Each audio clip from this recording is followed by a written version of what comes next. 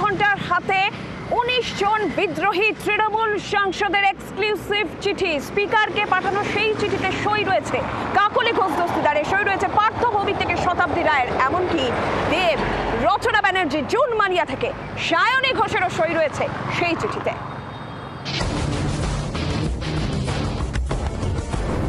একা, আরও একা।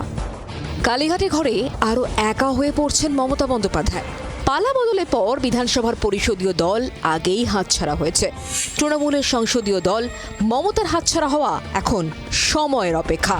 এতদিন দিল্লি সূত্রে যে কানাঘুষো শোনা যাচ্ছিল, এবার তাই প্রমাণিত হলো। জানা গেল দিল্লিতে কালীঘাটের থেকে কারা সত্যি সত্যি দূরে সরে যাচ্ছেন।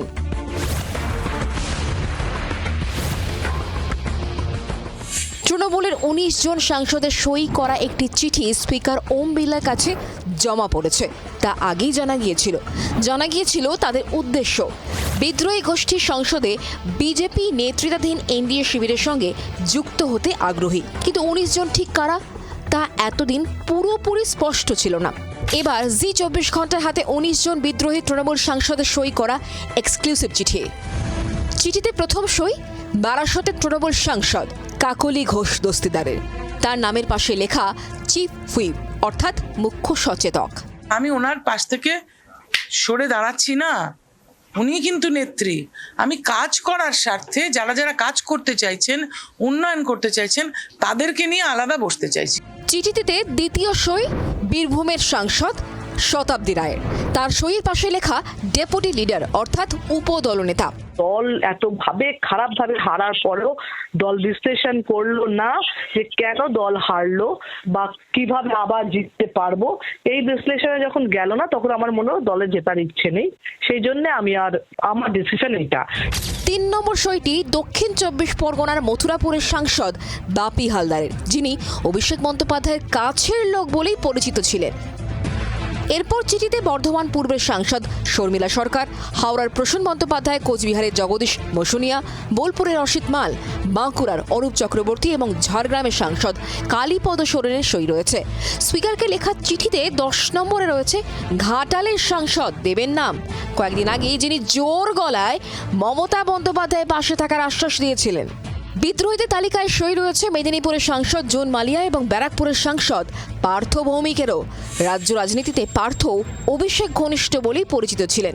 চিঠিতে 13 নম্বরে কারো নাম নেই। 14 নম্বরে জঙ্গিপুরের সাংসদ খলিলুর রহমান এবং 15 নম্বরে মুর্শিদাবাদের সাংসদ আবু তাহের খানের নাম রয়েছে। তালিকায় রয়েছেন অভিষেকের হাত ধরে রাজনীতিতে আসা বহরমপুরের সাংসদ ইউসুফ পাঠান, আরামবাগের সাংসদ মিতালি বাগ এবং মমতার ছেড়ে যাওয়া কেন্দ্র কলকাতা দক্ষিণের সাংসদ মালা রায়ও। এখানে শেষ নয়, চিঠিতে 2টি আলাদা জায়গার সই রয়েছে যাদবপুরের সাংসদ সায়নী ঘোষ এবং হুগলির সাংসদ রচনা বন্দ্যোপাধ্যায়ের। বিদ্রোহীদের চিঠি প্রকাশ্যে আসার পরই মমতাপন্থী তৃণমূলের গলায় নীতি নৈতিকতার কথা, অন্যদিকে বিজেপির গলায় কটাক্ষের সুর।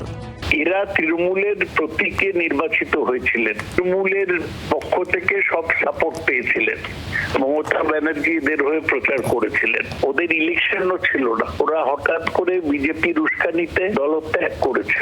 আমি মনে করি এটা অনৈতিক। দেখুন, উল্টো দিকে কতজন আছে গোনা ছেড়ে দিন, ভুলে যান। মমতা বন্দ্যোপাধ্যায়ের সাথে কতজন আছে সেটা গুনুন, কম হবে সংখ্যাটা, বেশি গুনতে হবে না। তো কমতে কমতে ওটা আস্তে আস্তে দেখবেন ওই 1-2 পড়ে থাকবে, বাদ বাকি সবাই অন্যদিকে চলে যাবে। কালীঘাট থেকে ক্যামাক স্ট্রিট, তৃণমূলে এখন খেলা ভাঙার খেলা। ক্যামেরায় শুভাশিসের সঙ্গে রাজীবের রিপোর্ট, জি 24 ঘন্টা।